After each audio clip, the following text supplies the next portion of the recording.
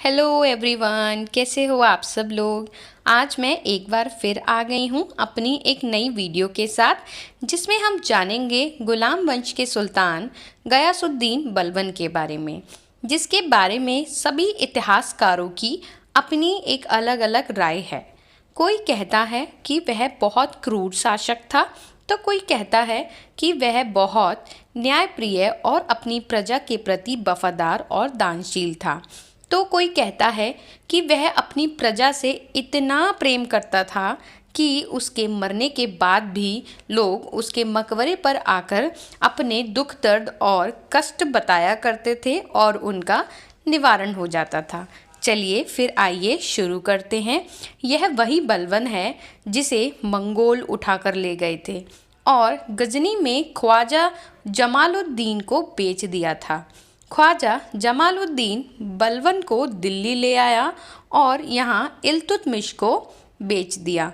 इल्तुतमिश कुछ समय के बाद बलबन की योग्यताओं से इतना प्रभावित हो उठा कि उसने बलबन को खासदार का पद सौंप दिया। खासदार का अर्थ था सुल्तान के करीबी लोग जो कभी भी सुल्तान से मिल सकते थे और बिना इजाज़त के सुल्तान की पूरी सल्तनत में कभी भी कहीं भी आराम से आ जा सकते थे।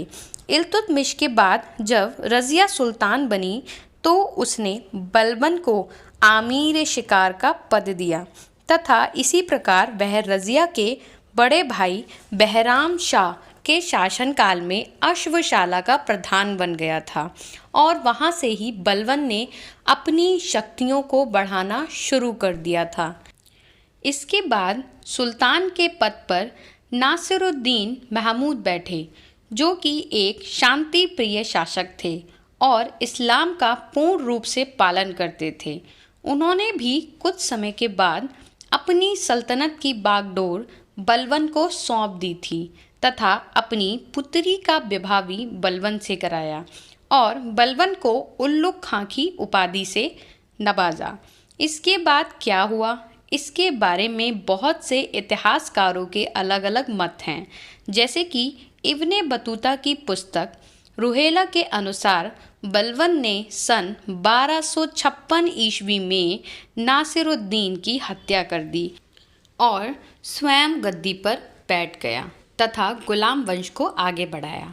वहीं दूसरी ओर मिन्हाज उल सिराज हिंद ने अपनी पुस्तक तवाक़त-ए नसीरी, जो पूर्ण रूप से नासिरुद्दीन को समर्पित है, उसमें लिखा है कि नासिरुद्दीन समय के साथ बीमार हो गए थे और जब एक समय ऐसा आया जब उन्होंने चलना फिरना बंद कर दिया था तो उन्होंने खुद ही बलबन को सुल्तान बना दिया था तथा सन 1265 से लेकर 1287 तक वह सुल्तान की गद्दी पर ही रहा।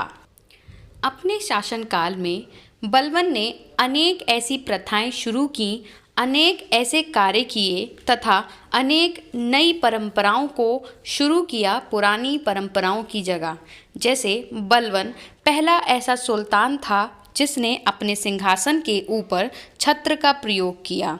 उसने कुरान के नियमों का पालन करते हुए निरंकुश शासन का समर्थन किया, क्योंकि उसका मानना था कि निरंकुशता ही प्रजा को आज्ञा पालन करने पर विवश करती है तथा सुल्तान का पद ईश्वर के समान है। जिस प्रकार ईश्वर के फैसलों का विरोध नहीं किया जा सकता, ठीक उसी प्रकार सुल्तान के फैसलों पर संदेह नहीं किया जा सकता। इसी के चलते बलबन ने सर्वप्रथम जिल्ले इलाही की उपाधि को ग्रहण किया। इससे पहले जिल्ले इलाही की उपाधि किसी ने ग्रहण नहीं की थी। इसका अर्थ था ईश्वर का प्रतिबिंब। और दीवाने आरिज यानी सेना विभाग तथा बारीदे मुमालिक गुप्तचर विभाग आदि की स्थापना भी सर्वप्रथम बलबन ने ही की थी और इसी के साथ सदैव तत्पर रहने वाली सेना की भी शुरुआत की। बलबन ने ही सर्वप्रथम सेना को नगद वेतन देना शुरू किया था तथा बलवन ने ही मृत सैनिकों की विधवाओं एवं उनके बच्चों के लिए आर्थिक सहायता की शुरुआत की।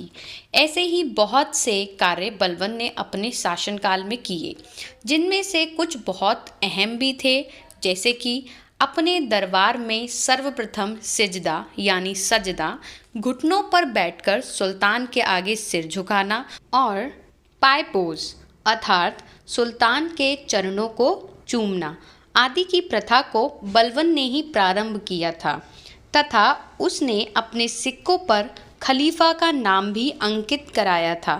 ये सब जानने के बाद आप खुद ही तय कर सकते हैं कि बलवन एक क्रूर शासक था या फिर सल्तनत के प्रति वफादार, या अपनी प्रजा के लिए एक सुयोग्य नीति निर्माता।